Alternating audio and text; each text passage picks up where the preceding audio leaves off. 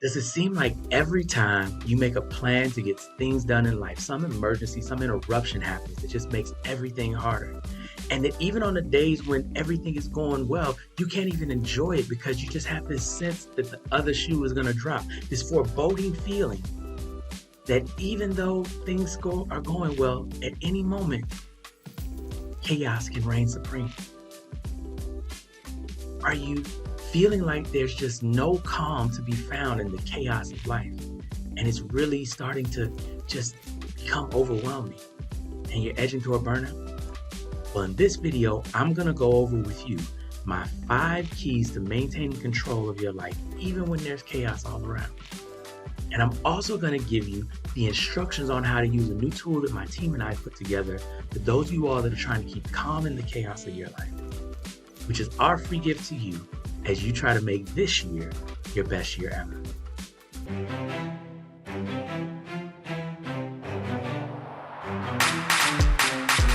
As I'm shooting this, I'm on location because I'm helping out a corporate client of mine, and they're going through a similar thing, and I thought it would be appropriate to really give you all an understanding of like this situation that you're in where the chaos seems like it's always there. It's not just you, right? Some of the biggest companies that I work with deal with this exact same thing all the time.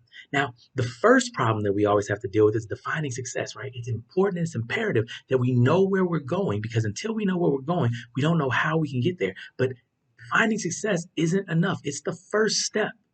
And so many people get to defining success, and then we have to ask the second question. The most important question is there, which is how do we get there, right? And that's where the chaos of the day just makes the whole thing feel like it's just overwhelming. And that's exactly what I'm in town helping my client out with now. They're trying to figure out, how do you get the best people on your team? How do you make sure that you're accomplishing your goals? How do you do all of these things?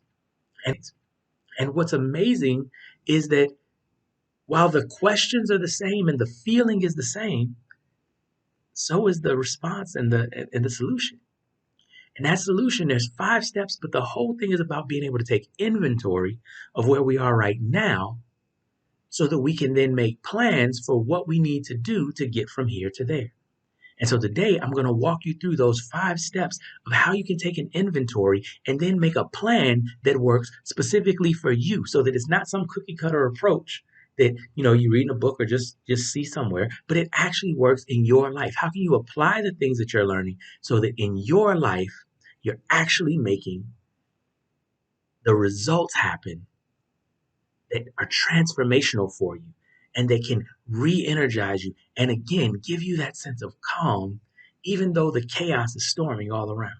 First key is that you've got to identify your strengths. It's imperative that you understand what you're good at, right? We have to know where we're starting from and where are the places that we're going to get the biggest bang for our buck. And so often we focus on the things that we're not good at, but the first place that you want to focus on are what are you already doing well?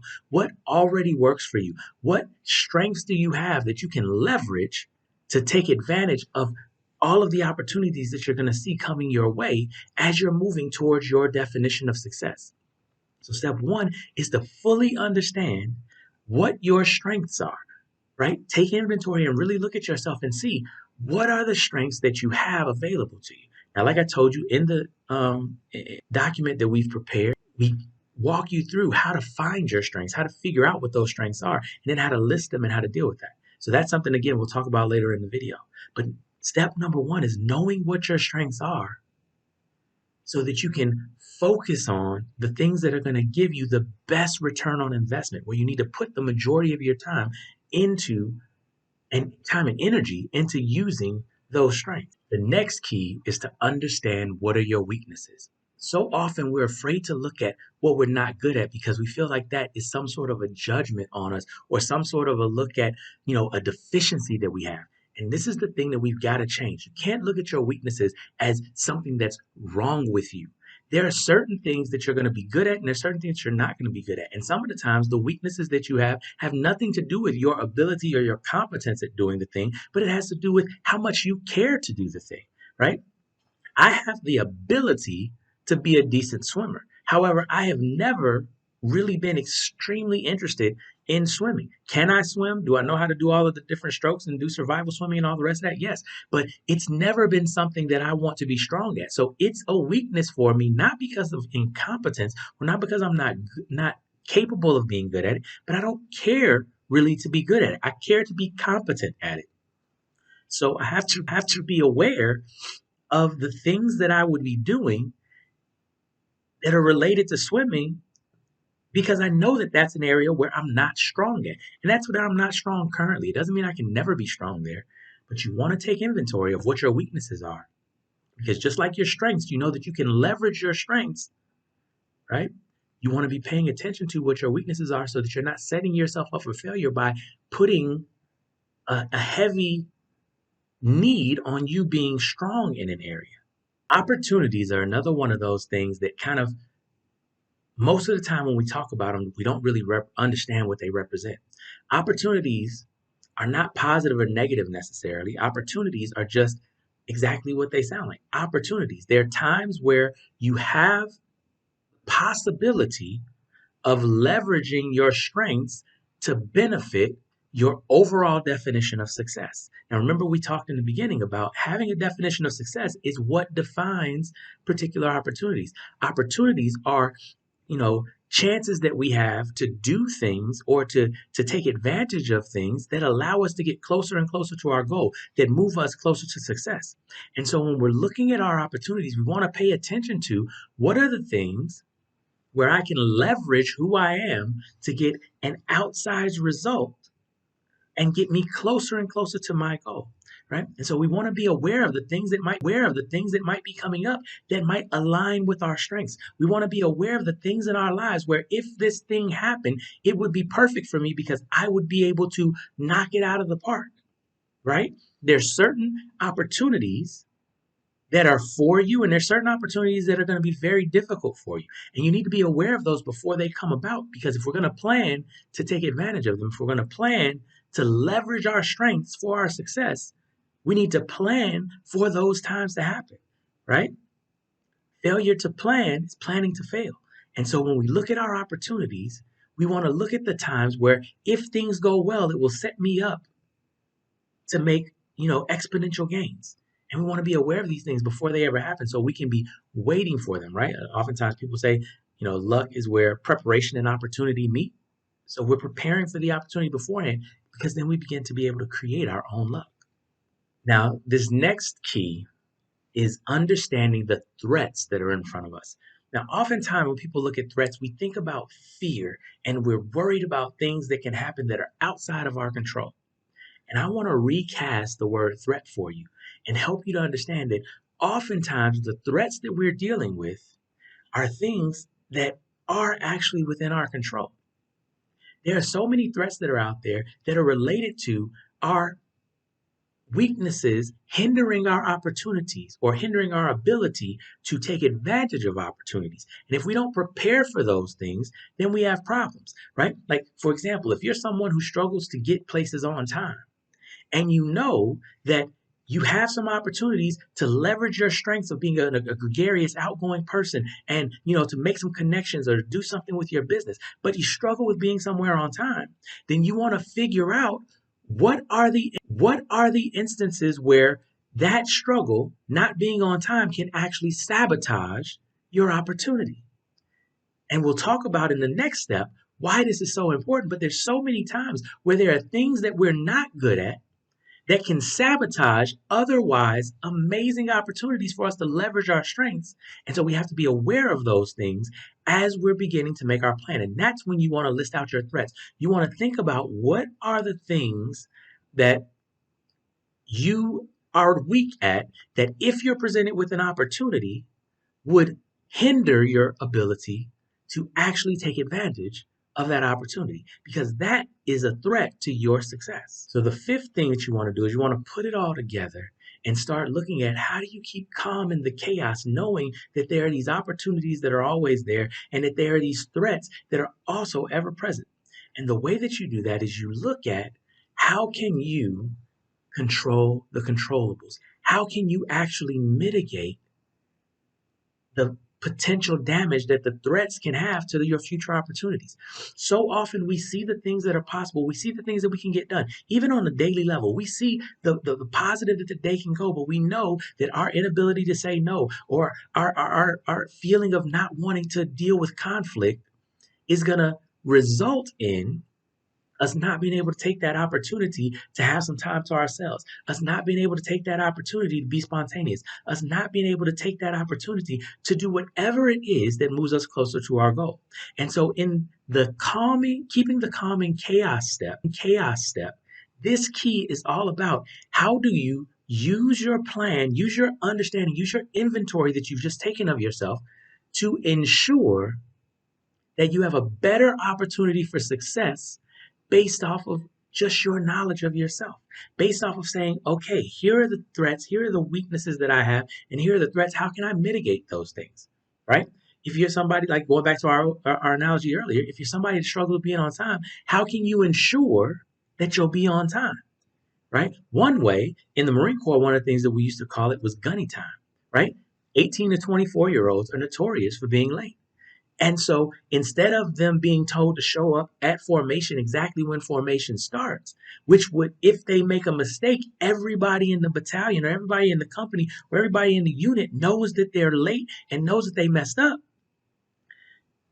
the gunnery sergeants would just give them a time that's earlier to show up so that even if they miss that time, they're still there for the show time so they don't miss the opportunity, even though they have a weakness.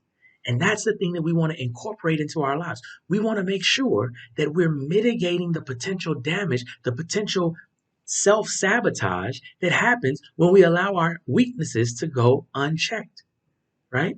And what this allows for is it doesn't allow for the external forces to be such a big issue, because the reality is the external forces in our lives don't make up as much of the chaos in our lives as we actually feel like they do. The majority of our day are self-inflicted wounds. But then the external forces then magnify those self-inflicted wounds. And so what these 5 keys allow for you to do is to reduce dramatically the number of times that you miss opportunities because of you. And by increasing the number of opportunities that you're able to leverage, that you're able to maximize each day, now you only have to deal with the small amount of things that are truly chaos, and it takes away that foreboding sense that there's always something that's going to happen. And the tool that we have available for you is a tool that actually helps you to do this inventory, and it's what we call the 5 keys to maintaining control in your life, right? And you can download it. Here, the link, it'll be somewhere below the video, above the video, somewhere on this page. And in that tool, you go through and we talk about what is your personality type, right? We give you a resource where you can go and figure out what are your strengths and what are your weaknesses? Who are you? Based on how you answer some questions. And then by taking that information, that inventory that you do, we then go to look at what your strengths are and how you can leverage your strengths to maximize your potential for success. Right? And then in the next section, you want to actually look at your weaknesses. You want to go through them and face up to the reality, right? Own it and acknowledge what you are not as strong at. It doesn't mean you're a bad person. But what it does is it gives you insight into where you may not be able to take advantage of opportunities. It gives you insight into where you may be self-sabotaging. Right? But it doesn't stop there. We go then to the opportunity section and we really dig deeper into our strengths and we look at what are the things that we can see? What are the opportunities that we know are coming? Not the ones that pop up and we're not prepared for. What are the ones that we are relatively certain are going to happen in the next 3 to 6 months? And then we look at your threats. What are the things where your weaknesses are going to not allow you to be able to take advantage of those, right? And by getting all of this out on paper and getting all this out of your head and onto paper, it's able to give you different perspective on your life. It's able to make it not feel like everything's happening at once and the chaos is just crazy.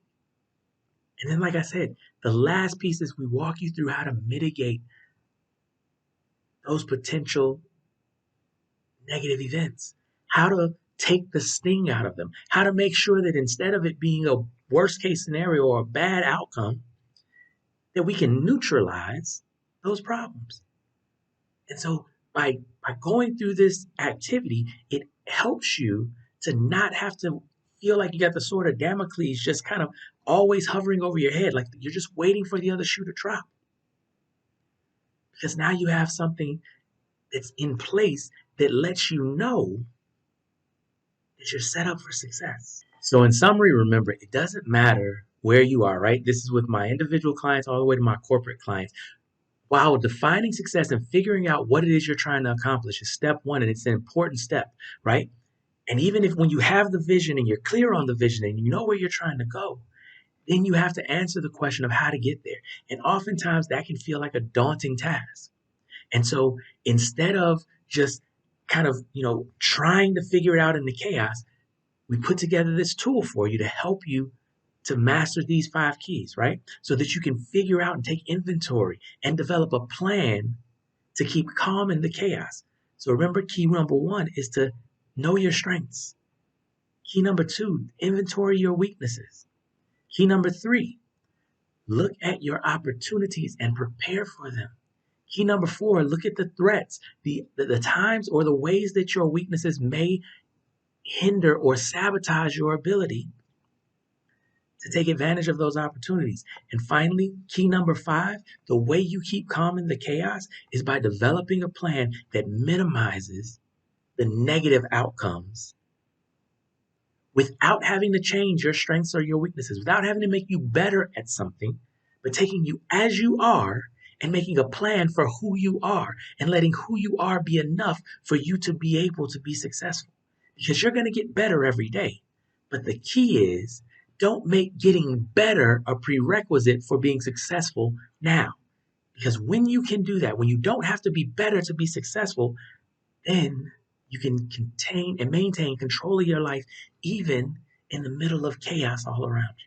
So remember, we created this resource. It's free for you. All you got to do is click the link somewhere around this posting, and what it'll allow you to do is download the free resource that will walk you through how to take inventory, right? All the way from what are your strengths to what are your weaknesses, what are the opportunities, what are the threats, and then helping you to figure out what your plan is to keep calm in the chaos. Now, for those of you all that are also struggling with figuring out what your definition of success is, figuring out what are the goals that you want to set, how are you going to, even start this journey, I want you to also look at the video that we have on our Thrive Nation channel, which is how to set goals that you will actually achieve. It's a great video to help you to figure out how to do that step 1, that foundation of defining success. I wish you all the best in manifesting the greatness that is within you. This resource, I really believe, is going to help you to take your goal setting and your accomplishing to the next level. And I can't wait to hear how it's impacted your life.